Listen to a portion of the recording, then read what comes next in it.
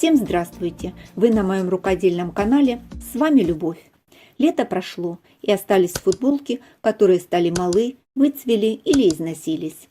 Выбросить жалко, складывать на хранение не стала. Решила сплести из них коврик.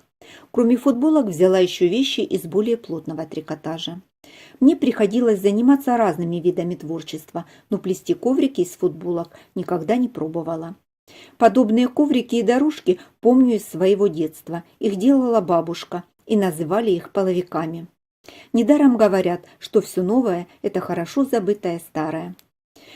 На просторах интернета посмотрела, как рукодельницы делают коврики из футболок. Меня заинтересовал метод плетения с помощью булавки. Вот его я и решила попробовать. Для начала буду делать трикотажную пряжу. И здесь есть свои нюансы. Если ткань однотонная и с обеих сторон имеет одинаковый цвет, то нарезать полоски можно как поперек, так и вдоль. Разницы никакой нет. Если трикотаж цветной или на нем есть надпись с лицевой стороны, которую нужно спрятать, в этом случае нужно учитывать направление долевой нити. Если разрезать по долевой, края закрутятся наизнанку, и рисунок останется с лицевой стороны. Если нарезать поперек волокон, то края закрутятся на лицевую сторону, и нить получится цвета изнанки. Для первого способа нарезки футболку складываю так, чтобы один край не доходил до другого сантиметра на 3. Размечаю полоски шириной 3 см и нарезаю, не доходя до края, 3 см. Прорезаю шов только одной стороны. Получается вот такая заготовка. Расправляю недорезанную боковую часть. Отрезаю первую полоску под углом. И дальше по диагонали все остальные. Получается длинная полоска, приблизительно одинаковой ширины. Осталось ее растянуть и смотать в клубок. На переходе остаются уголки, я их сразу срезаю. Еще один недостаток. Шов соединения здесь остается на лицевой стороне. Бывает, боковой шов непрочный, и после нарезки он распускается. В этом случае по лицевой стороне прокладывала очень мелкую строчку. Обрезала с минимальным припуском. И потом нарезала таким же способом. Это начало, и все остальные по диагонали.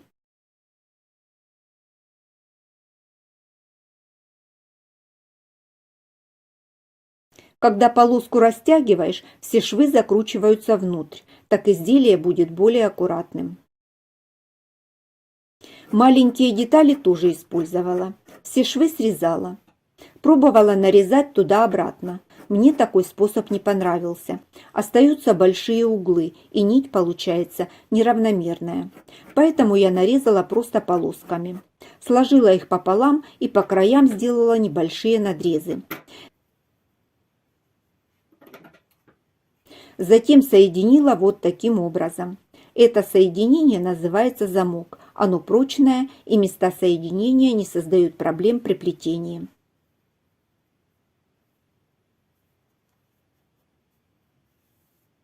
Хорошо, когда попадается футболка без швов. Просто нарезала полоски по кругу, делая переход по диагонали в одном месте. Ткань на этой футболке тоньше, поэтому полоски нарезала шире, чтобы получилась нить одинаковой толщины. Для основы нарезала полоски из спортивных брюк. Здесь ткань плотная, 100% синтетики, поэтому скручиваться она не будет, но для основы хороший вариант. Соединить полоски можно тоже в замок или мелким швом на машине. Подготовку закончила, теперь буду плести заготовку, из которой потом соберу коврик. Для заготовки мне нужно 4 полоски. 2 полоски для основы, они у меня более плотные, и 2 рабочие нити разного цвета. На концах всех полосок сделала надрезы. Складываю 3 полоски одну на другую. 4-ю продеваю в отверстие через все 3 полоски. Затем вставляю конец полоски в отверстие и затягиваю. Получается крепкое соединение. Эту конструкцию буду крепить к столу при помощи зажима. Беру рабочую нить, пропускаю ее под основной, огибаю и возвращаю под рабочую нить, подтягиваю. Затем рабочую нить пропускаю под две основные, огибаю и возвращаю под рабочую нить, подтягиваю. Затем со второй рабочей нитью делаю все так же. Важно, рабочую нить нужно пропускать под основной. Если сделать наоборот, рисунок будет выглядеть по-другому.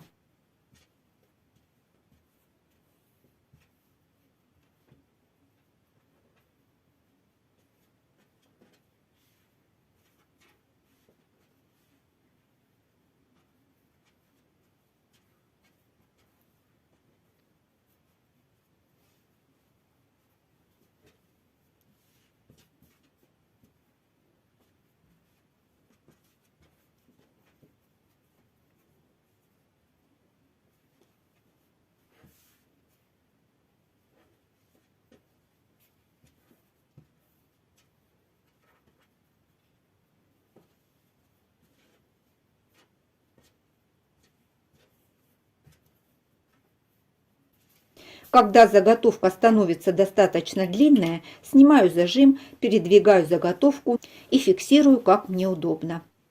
Добавляю рабочую нить. В процессе плетения поняла, что работать с клубком неудобно.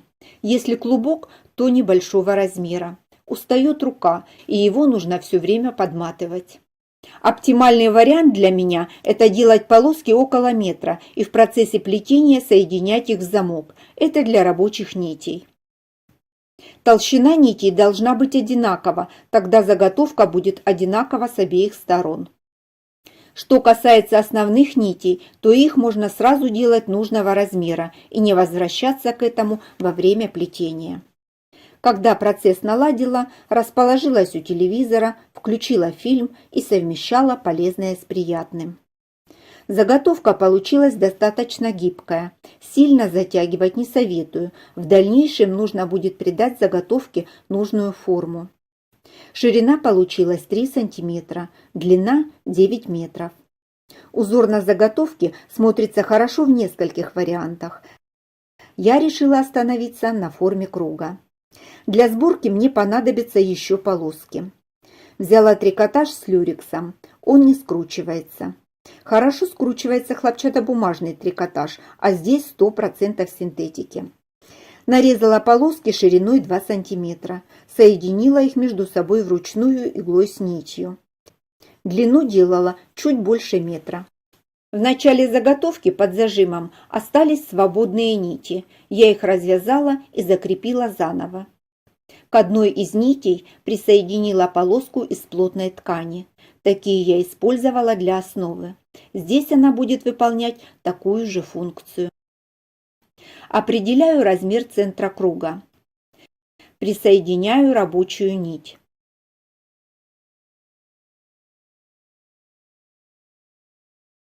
На другом конце рабочей нити у меня булавка. С ее помощью я буду из заготовки формировать коврик.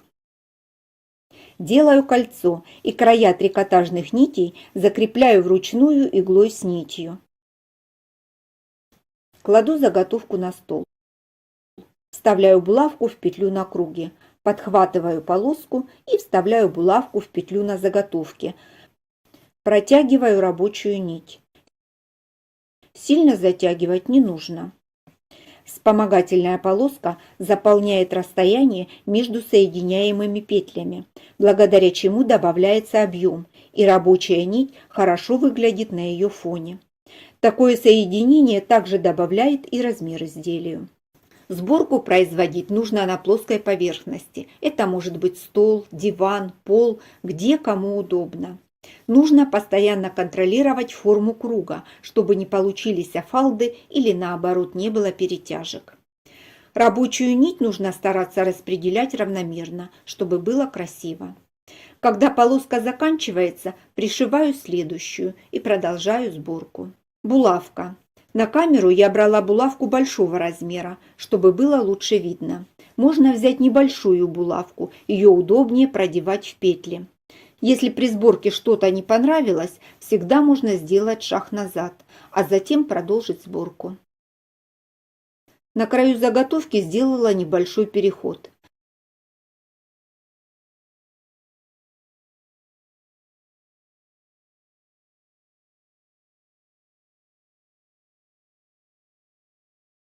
Края нитей обрезала, расправила, сделала их плоскими и пришила к предыдущему ряду. Можно было бы край еще обвязать одним из цветов проекта, но у меня не осталось подходящего цвета. Решила переход просто закрыть декором. Вот так это выглядит. Размер коврика у меня получился 60 сантиметров. Как вы понимаете, продолжать можно до бесконечности. Обратная сторона изделия. Если смущают хвостики, их можно подровнять, а в целом смотрится неплохо. В этом проекте я переработала 7 футболок разного размера и одни спортивные брюки. Сам процесс мне понравился. Футболки еще остались. Думаю, буду продолжать. Хочу попробовать другие узоры и изменить форму изделия. Люблю экспериментировать, учиться чему-то новому. Пишите комментарии, я их вижу, читаю и по возможности отвечаю. Если вы хотите поддержать канал материально, вы можете стать его спонсором, нажав кнопку под видео. Взнос чисто символический. А я на этом с вами прощаюсь. До встречи в новых видео.